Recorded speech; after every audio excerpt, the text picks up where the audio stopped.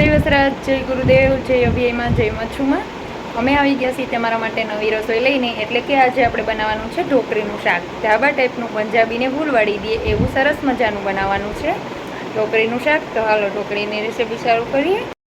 હાલો મિત્રો, આજે આપણે બનાવવાનું છે ઢોકળીનું શાક. ઢોકળીનું શાક બનાવવા માટે આપણે ચણાનો લોટ લઈ લીધો છે અને ચણાનો લોટ તમારે જેટલી બનાવવી હોય એ પ્રમાણે તમે બનાવી શકો છો.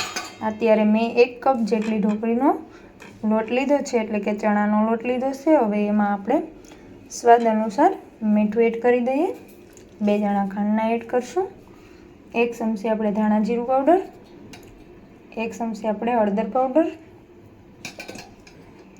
1 ચમચી લાલ મરચું પાવડર, થોડો અમથો ગરમ મસાલો અને સેજ અમથું આપણે આખું જીરું તો આપણે એડ કરી લીધું છે. હવે થોડું અમથું આપણે આમાં પાણી એડ કરવાનું છે. સેજ અમથું આપણે પાણી એડ કરી લીધું છે. થોડું અમથું આપણે એમાં તેલ એડ કરશું. બાકી હવે આપણે એમાં સાઈઝ એડ કરવાની છે. તો તમે જોઈ શકો છો એકદમ ખાટી અને મસ્ત મજાની સાઈઝ હોવી જોઈએ. તો જો સાઈઝ પણ એડ કરી લીધી છે. હવે જરૂર મુજબ આપણે તો હજી પણ આપણે આમાં સાઈઝ એડ કરશું. બાકી મિક્સ કરી લઈએ. જો આપણે લોટને એકદમ સરસ મજાનો મિક્સ કરી દીધું છે. હવે આમાં એક પણ લમ્સ નથી, એટલે કે સરસ મજાનું આપણે ઢોકળીનું બેટર છે એ તૈયાર થઈ ગયું છે. અને તમે જોઈ શકો છો કે જો આ રીતનું આપણે ઢીલું રાખ્યું છે, તો તમે જોઈ શકો છો.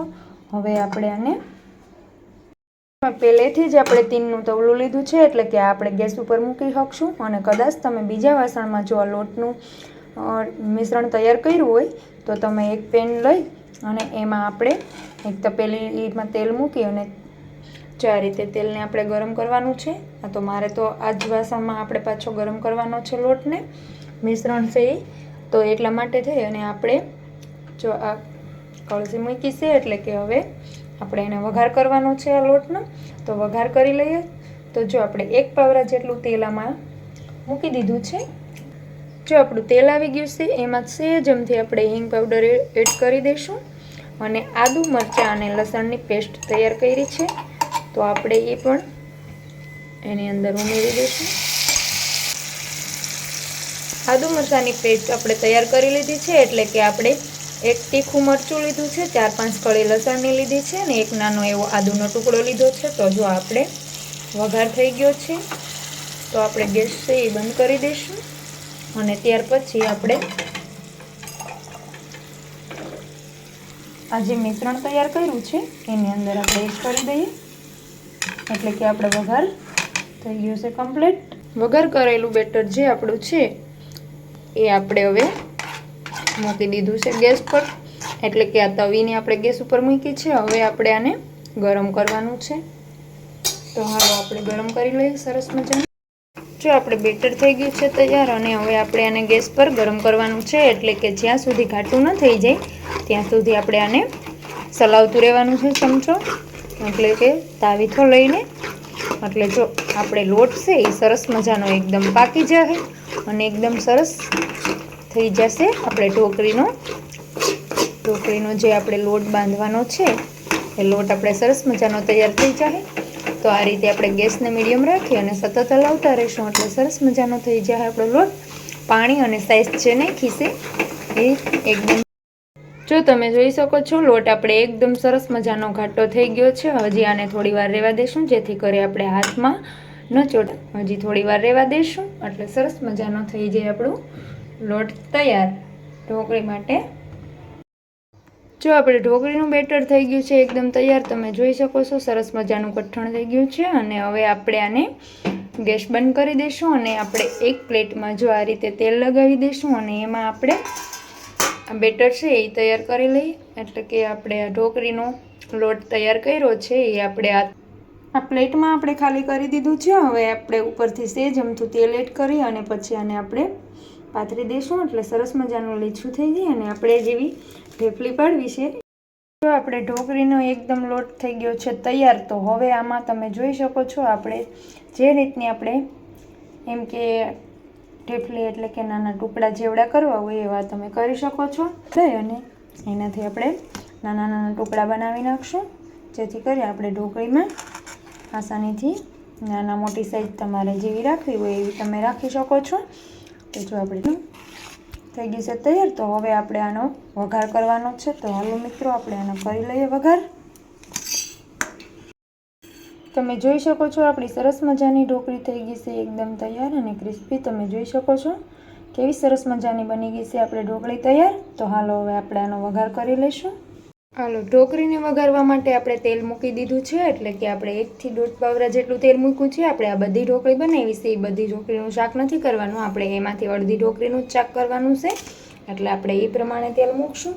તો જો આપણે તેલ ગરમ કરવા મૂકી દીધું છે, એમાં આપણે હવે વઘાર માટે થોડી અમથી આપણે રાઈ એડ કરશું, ત્યાર પછી આપણે આખું જીરું એડ કરશું, આપણે થોડીક હિંગ પાવડર એડ કરશું, 1 લાલ મરચું એડ કરશું અને મીઠા લીમડાના પાન 4 થી 5 આપણે મીઠા લીમડાના પાન એડ કર્યા છે। અને આ લસણવાળી ચટણી જે આપણે ખાંડીને જ રાખી હતી એ આપણે આમાં એડ કરવાની છે।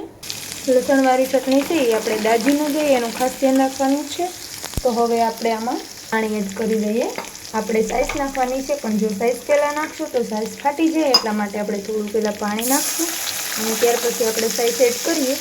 સાઈઝ છે એ ફાટે નહીં એટલા માટે થઈ અને આપણે થોડું પાણી એડ કરી દીધું છે। હવે આપણે જરૂર મુજબ મસાલા એડ કરી દઈશું। થોડી અમથી આપણે ખાંડ એડ કરવાની છે, આપણી સાઈઝ ખાટી હોય એટલે એકદમ ખાટું મીઠું થાય। સ્વાદ અનુસાર આપણે મીઠું એડ કરશું। અડધી ચમચી આપણે હળદર પાવડર એડ કરશું, 1 ચમચી આપણે ધાણા જીરું પાવડર, થોડો અમથો આપણે ગરમ મસાલો અને લાલ મરચાંની તો આપણે ચટણી નાખી છે લસણવાળી ખાંડેલી, એટલે લાલ મરચાંની કાંઈ જરૂર નથી। હવે આને થોડી વાર આપણે ઉકળવા દઈશું। જો આપણે ઢોકળીનો રસો છે એ સરસ મજાનો ઉકળવા માંડ્યો છે, તો હવે એમાં સાઈઝ એડ કરી દઈએ। જેટલો રસો તમારે રાખવો હોય એટલો તમે રાખી શકો છો। તો જો આપણે રસો ઉમેરી દીધો છે અને હવે આને એકદમ સરસ મજાનો ગરમ થવા દઈશું। ત્યાં સુધી આપણે આવી રીતનું ચમચો ચલાવતું રહેવાનું છે, જેથી કરી આપણી સાઈઝ છે એ ફાટી ન જાય એનું ખાસ ધ્યાન રાખવાનું છે। તો ફાટી ગયેલી સાઈઝમાં આપણે ઢોકળીનું શાક બનાવીએ। આ રસો છે એ ઉકળી ગયો છે ઢોકળીનો, તો હવે આપણે એમાં ઢોકળીને એડ કરી દઈશું। તો હાલો જો ઢોકળીને આ રીતે આપણે આમાં એડ કરી દેવાની છે, બધી જેટલી તમારે ખાવી હોય એ પ્રમાણે આપણે એડ કરવાની છે। બધી ઢોકળીને એડ નથી કરવાની, આપણે ઢોકળી વધારે બનાવી છે તો અડધી ઢોકળી આપણે એડ કરશું અને અડધી ઢોકળી આપણે રહેવા દઈશું। અને આ તમે છે ને ગમે તે ઋતુમાં બનાવો તો બધાને ભાવે જ તે। અને આપણે કંઈ પણ શાક ઘરમાં ન હોય અને શાકની ઝંઝટ થતી હોય કે આજે શેનું શાક બનાવવું છે, તો તમારે આ એકદમ સહેલાઈથી અને સરળ રીતે અને બધાને નાનાથી લઈ અને મોટાને બધાને ભાવે એવું સરસ મજાનું આ ઢોકળીનું શાક છે। તો જરૂરથી તમે પણ એકવાર ટ્રાય કરજો તમારા ઘરે, સરસ મજાનું બનશે અને બધાને ભાવશે જ તે। ઢોકળીનું શાક તો આમે ઢાબામાં હોય જ તે, તો ઢાબામાં હોય એના જેવું જ આપણે ઘરે તૈયાર થઈ જાય છે ઢોકળીનું શાક। તો અમારા ઢોકળીની રેસીપી તમને કેવી લાગી એ અમને જરૂરથી બતાવજો।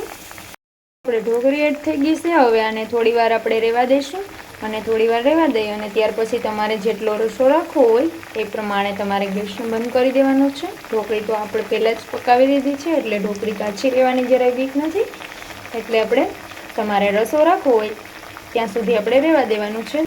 ગેસ છે એ આપણે બંધ કરી દઈશું। બની ગયું છે ઢોકળીનું શાક, એટલે કે ઢાબા ટાઈપનું આપણે બનાવી લીધું છે ઘરે। તો અમારી આ ઢોકળીની રેસીપી તમને કેવી લાગી અમને જરૂરથી કોમેન્ટમાં બતાવજો। અને આ આપણે રોટલી કે રોટલા સાથે તમે સર્વ કરી શકો છો।